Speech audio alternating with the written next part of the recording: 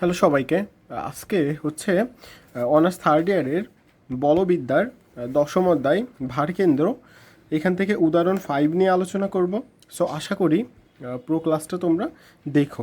এখানে কি বলছে যে ওয়াই স্কয়ার সমান 4ax পরাবৃত্ত এর উপকেন্দ্রিক লম্ব এবং এক্স অক্ষ দ্বারা আবদ্ধ ক্ষেত্রের ভারকেন্দ্র বের করো। তাহলে এত পরাবৃত্তের উপকেন্দ্রিক লম্ব এবং এক্স অক্ষ দ্বারা আবদ্ধ ক্ষেত্রের ভারকেন্দ্র বের করতে বলছে। তাহলে এটা যেহেতু একটা পরাবৃত্ত, তাহলে এর চিত্রটা কীরকম হচ্ছে না?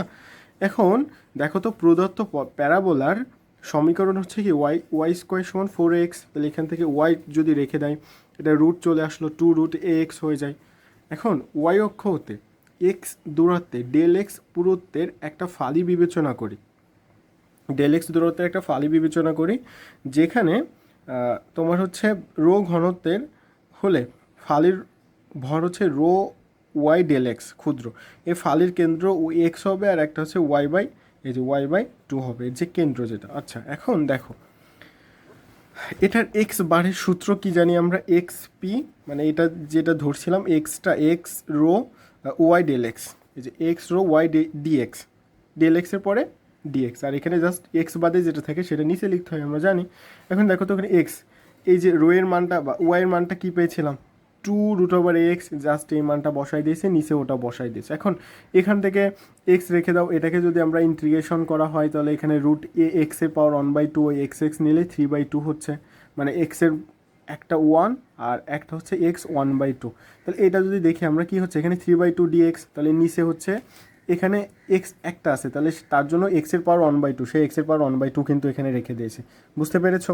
তাহলে এখন এইটা যদি আমরা জাস্ট ইন্টিগ্রেশন করি, তাহলে এখানে 3/2 + 1 মানে এক্স 3/2 + 1, নিচে হচ্ছে 3/2 + 1, এরকম হচ্ছে। তাহলে এটা লসাগু করলে আমরা কত পাচ্ছি, 2।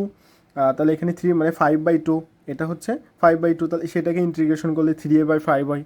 দেখো তো, এটা কি বোঝো? এটা কিন্তু আমি তোমাদের গত ক্লাসে কীভাবে আসে খুব সুন্দরভাবে বুঝিয়ে দিয়েছি। তাহলে ওখান থেকে জাস্ট এটা এইভাবে করলে এটা আসছে।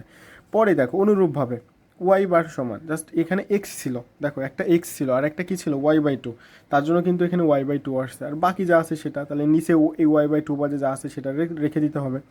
তো এটা 1/2 4ax dx, এটা 2√ax dx।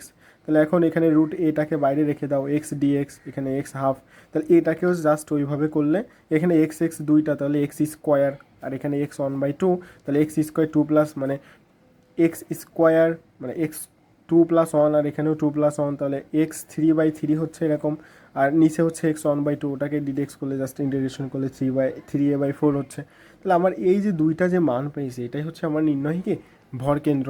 দেখো তো, তোমরা কিন্তু পূর্বের ক্লাস না দেখলে কিছু কিছু ক্ষেত্রে এখানে বুঝতে পারবো না, তার জন্য ওটা দেখে নিও। আর এর পরবর্তী ক্লাসের জন্য অবশ্যই রেডি থেকো। তো সকলে ভালো থেকো।